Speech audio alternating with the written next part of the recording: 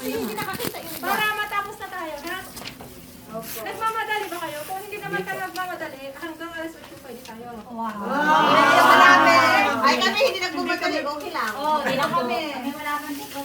Magluluto pa tayo mamaya. Kasi Ay, hindi ko sinabi. kasi yung mga na content, dahil sabi nyo, malate na kayo, kaya yung 1/4 kilo, binigay na sa inyo. Ha? Wala na kayo doon tumaya. Sa inyo. Sa kanila lang, ma'am. Wala kayong kumuha. So, ngayon, balik na tayo sa tusino. Okay. Makinig na. Look and listen na. And learn. Ngayon, kung pupunta tayo sa bilihan ng karne, sige. Ngayon, para hindi kayo mahirapan sa pag-i-slice, ipa-slice nyo na ng parang sambusan. Pero pag nakita nyo naman na makapal, pwede nyo siyang i-repair. So, nakita niyo yung makapal, manipis. Kung nasaan yung makapal, doon nyo siya i-slice. Ayan. Hindi siya mahirap. So, ngayon, para hindi tayo mahirapan sa pag-kilo-kilo, kasi minsan ang laki, di ba? Iganyan na natin. Para hindi. Lalo na kung ngayon, hati-an portion. So, ganyan siya. Kasi kung i-preprito din natin, yan na yung sayo. Makinig na kayo. Kasi kung i-preprito din natin na buo na malaki, mahirap din kasi i-slicing natin. So, ang suggestion ko lang, iganyan nyo na siya. Ayan. Di ba makapal pa siya? Pina-slice ko na ito pero makapal pa rin. Hindi naman masyadong manipis na manipis. So, kailangan lang, tignan nyo na yung makapal. May expert na rin yan sa ano. Kailangan talaga. Kailangan ko talaga kasi pagka buo namang karne, di maganda. Hindi ka na ano pa ng oras mo.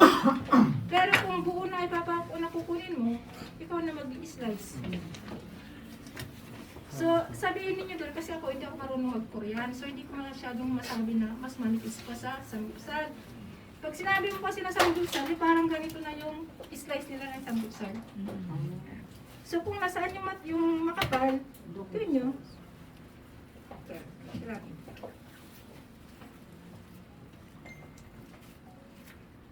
Gusto niyo, una natin i-slice yung ganyan na siya. Hindi mo makasya sa akin. So, kaya na ito, dito natin i-slicing kasi kailangan natin hati-hati. Kapala na para isang balot. So, pang negosyo, kasi minsan pag nagkikilo ka, kailangan mo rin ng maliliit kasi hindi mo perfect yung kalahating kilo. So, para ma-marinate din sa loob. Ito, 2 kilo to. Wow. So, para hindi kayo mahirapan, kunyari dito, nagnegosyo na kayo. So, in-slice ni Koreano yung ganyan. I-slice nyo ng ganon. Para hindi na kayo mahirapan na kukunin yung makapal. Di ba? Di ba nakita nyo naman doon, slice. O, nakahiwalay. So, sure mo siya gano'n. I-slice eh. Sugar.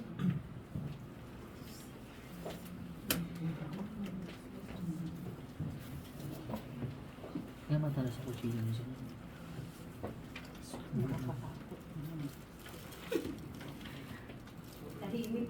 Dapat nga laging mapangalas yung ganito mo.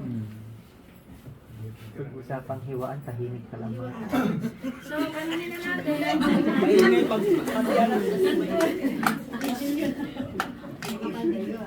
Pagbalutan na. Gulo na. So, ganito siya. Pwede mo siyang slicein na pag gano'n.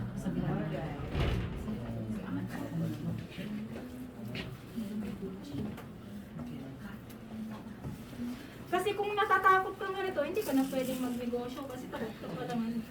Hindi, sa isang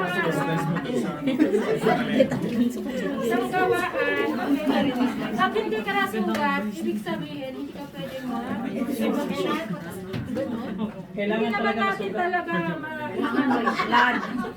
hindi naman natin talaga maaano Yan ang sinasabi. Pero Pampat gusto na yun mo sa kasi kusina, mas pampat. makakalala.